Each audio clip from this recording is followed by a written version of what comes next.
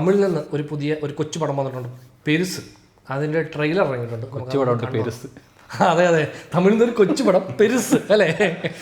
അപ്പോൾ അതിൻ്റെ ട്രെയിലർ ഒന്ന് കണ്ടു നോക്കാം. സ്റ്റോൺ ബെഞ്ച് അല്ലേ? അതെ അതെ, ഇത് റിലീസ് ചെയ്യുന്നത് സ്റ്റോൺ ബെഞ്ച് പ്രൊഡക്ഷൻ ആണോ ഡിസ്ട്രിബ്യൂഷൻ ആണോ അറിയില്ല. അവരുടെ ചാനലാണ് വന്നിരിക്കുന്നത്. സ്റ്റോൺ ബെഞ്ച് ആക്ച്വലി നമ്മുടെ കാസു സുബ്രാജിൻ്റെ അവരുടെ പ്രൊഡക്ഷനോ റിലീസോ ആയിരിക്കണം, മേ ബി, അറിയില്ല. അപ്പോൾ നമുക്ക് അതിൻ്റെ ട്രെയിലർ ഒന്ന് കണ്ടു നോക്കാം. ചേട്ടാ ട്രെയിലർ പൊടിഞ്ഞ് எனக்கு எப்படி தெரியும்? சொல்லி உங்களுக்கு பேசிட்டு தாப்பா உயிரும் இல்லை, உங்க அப்பா இல்லை, നിഹാരിക. மாமனுக்கு கவட்டி கீழே நவாப்பழ சைஸ்ல நைஸ் ஷாட் ஆனது. அதுவா முக்கியம், மறக்கிறதா முக்கியம். நீயும் உன் ஃபேமிலியும் அம்மா வலிக்கு வந்துட்டாங்க. அம்மான்னு சொல்லணுமா? வலிக்கிறது புரியலையா? எவ்வளோ போட்டாங்க? காலையிலே போச்சு குடிக்கிறதுக்காக படிப்பே விட்டோம்னா. Please don't waste my time. Matter வாங்க.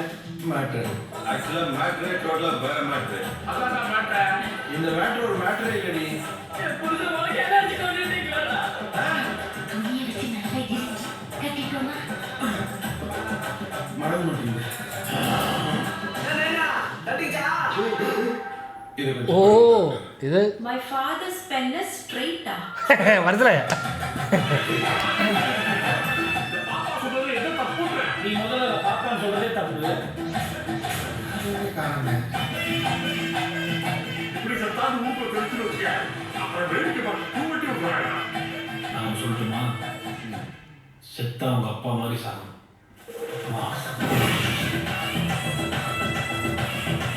என்னத்தை பார்த்தாலும்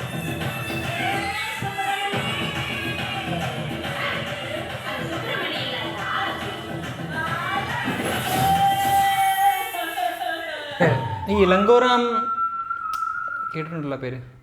എനിക്കറിയത്തില്ല, പടം ചെയ്തിട്ടുണ്ടോ അറിയില്ല. സംഭവം മനസ്സിലായോ? സംഭവം പിടി. അതാണ് ഈ പെരുസ് എന്ന് ഉദ്ദേശിക്കുന്നത്. അതായത് രണ്ടർത്ഥമുണ്ട്. മനസ്സിലായി, രണ്ടർത്ഥമുണ്ട്. പെരുസ് എന്നും പിന്നെ അതുപോലെ പെരുസ് എന്നും. പെരുസ് അതെ തന്നെ. മറ്റേ പോയി മറ്റേ ഫ്രീസറിന്റെ അളവൊക്കെ എടുക്കാറുണ്ട് ഇങ്ങനെ കൈ വെച്ചിട്ട്. വേറെ ഉണ്ടല്ലോ മറ്റേ ഒലക്കേക്ക് എടുത്തോണ്ട് ഡെഡ് ബോഡി ആക്ച്വലി ഇറക്റ്റഡ് ആയിട്ട് നിൽക്കുകയാണ്. അത് ഭയങ്കര ഇൻട്രസ്റ്റിംഗ് സാധനം. അപ്പൊ നാട്ടുകാരെ ആൾക്കാരെ വന്ന് പക്ഷേ ഒരിക്കലും ആ വിഷ്വല് കാണിക്കാതെ ആളെ വെച്ചിട്ട് അത് തന്നെ ശവം വെച്ചിട്ടുള്ള പരിപാടി.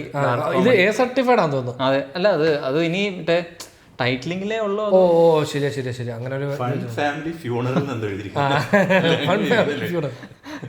അഡൽട്ട് ഫാമിലി എന്റർടൈനർ എന്നൊക്കെ പറഞ്ഞിട്ട് കുറെ ടൈറ്റിലിംഗ് ഉണ്ട്. അതെ അത് ആക്ച്വലി ഒരു ഡീൽ ചെയ്യുന്ന സംഭവം അങ്ങനെ ആയതുകൊണ്ടാണ്.